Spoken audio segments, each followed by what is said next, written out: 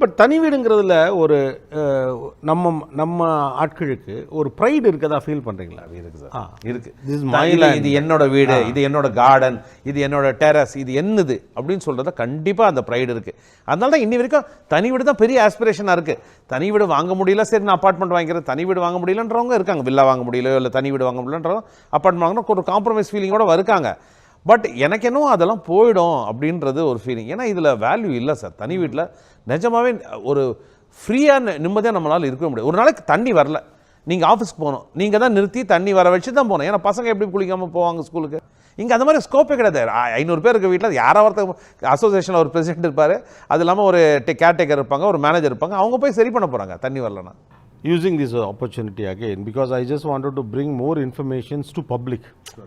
ஏன்னா ஒரு authentic person அதை பேசுகிறப்ப தான் அவங்களுக்கும் அதை இது பண்ணிக்க முடியும். இன்றைக்கி எடுத்திங்கன்னா ஒரு நியூஸ் பேப்பருடைய ஃபஸ்ட் பேஜில் ஒரு ஃபுல் பேஜ் அட்வர்டைஸ்மெண்ட்டை வந்து கொடுக்குறது பெரும்பாலும் ஒரு பெரிய ரியல் எஸ்டேட் நிறுவனமாக தான் இருக்கும், ஒரு பில்டராக தான் இருக்கும்.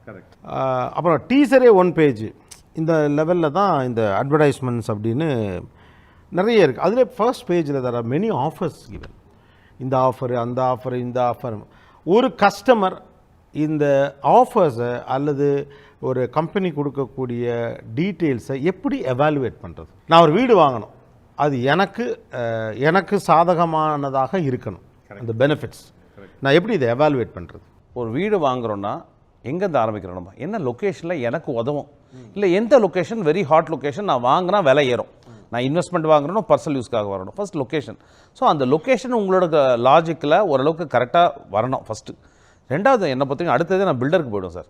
என்னை பொறுத்தவரைக்கும் பில்டரோட ட்ராக் ரெக்கார்டு என்ன, எத்தனை வருஷமாக இருந்திருக்காங்க, எவ்வளோ ப்ராஜெக்ட்ஸ் முடிச்சிருக்காங்க, ஓரளவுக்கு டைமுக்கு பண்ணியிருக்காங்களா, அவங்க பழைய ப்ராஜெக்ட்ஸ்லாம் என்ன, ஒரு ரவுண்டு. இன்றைக்கி நீங்கள் ஒரு வீடு வாங்கலான்னு போகிறீங்கன்னா அதுக்கு முன்னாடி அந்த பில்டரோட 3 ப்ராஜெக்ட் பழைய ப்ராஜெக்ட் போய் பார்த்தீங்கன்னா ஒரு ஐடியா கிடச்சிடும். ஓகே, இதான் இவங்க டெலிவரி பண்ண போகிறாங்க. சூப்பராக இருந்தால் வெரி குட், சூப்பரானா ஓ அப்பா இவங்ககிட்ட வாங்குறது நமக்கு கொஞ்சம் டேஞ்சர் தான் போல, இது மாதிரி டெலிவரி பண்ண மாட்டாங்க அப்படின்னு. மூணாவது வந்து ஒரு டைம்லி கம்ப்ளீஷனில் பண்ணுறாங்களா, அந்த ப்ராஜெக்ட்ஸ் எல்லாம் ஓரளவுக்கு பண்ணுறாங்களா அப்படின்றத பார்க்கணும். நாலாவது நீங்கள் அந்த ப்ராஜெக்டோட விலை. இப்போ இந்த ஒரு லொக்கேஷனில் 3500 சொல்கிறாங்க. சுற்றி வர கண்டிப்பாக ஒரு இவ்வளோ பெரிய பொருள் வாங்குறீங்கன்னா நீங்கள் விசாரிக்கணும். எப்படி நீங்கள் விசாரிக்காமல் வாங்குறதுக்கான ரைட்டே கிடையாது உங்களுக்கு. நீங்கள் போய் 10 ப்ராஜெக்ட் சுற்றி வரன்னு பார்த்து எல்லாரும் என்ன விலை சொல்கிறாங்க, என்ன கொடுக்குறாங்க அந்த விலைக்குன்றதெல்லாம் பார்க்கணும். அந்த விலையெல்லாம் பார்த்து கன்ஃபார்மாக கிளியராக ஆகிடுச்சுன்னா பில்டரோட ட்ராக் ரெக்கார்டும் கிளியர் ஆகுது. ஏன்னா பில்டர் ட்ராக் ரெக்கார்டு இதில் ரொம்ப இம்பார்ட்டன்ட் சார். ஏன்னா இது சொத்து வாங்குறீங்க, சொத்துக்கான பத்திரம் வில்லங்கம் எதுவும் தப்பாக இல்லாமல் இருக்கணும், அதை டைட்டில் கிளியராக இருக்கணும், அப்ரூவல் கரெக்டாக அவங்க வாங்கியிருக்கணும், அவங்க அப்ரூவல் படி கட்டணும்.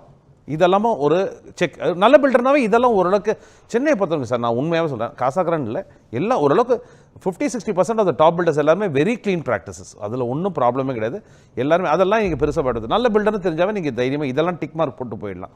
அதுக்கு மேலே வந்து ஃபைனலாக பிளான், அம்யூனிட்டிஸ் என்ன இருக்குது, பிளான் வந்து எவ்வளோ எஃபிஷியண்ட்டாக இருக்குது, பெட்ரூம்ஸ் எல்லாம் எனக்கு வேணுன்ற மாதிரி சைஸஸ் இருக்கா.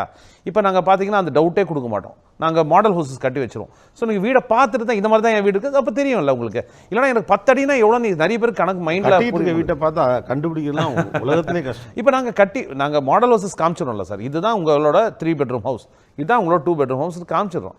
ஸோ காமிக்கும் போது என்ன ஆகிடுதுன்னா அவங்க கிளியராக மைண்டில் கிளியராக இதான் ஓகே இதான் வாங்க போகிறோம் தெரிஞ்சு போச்சுன்னா ஈஸி இல்லை.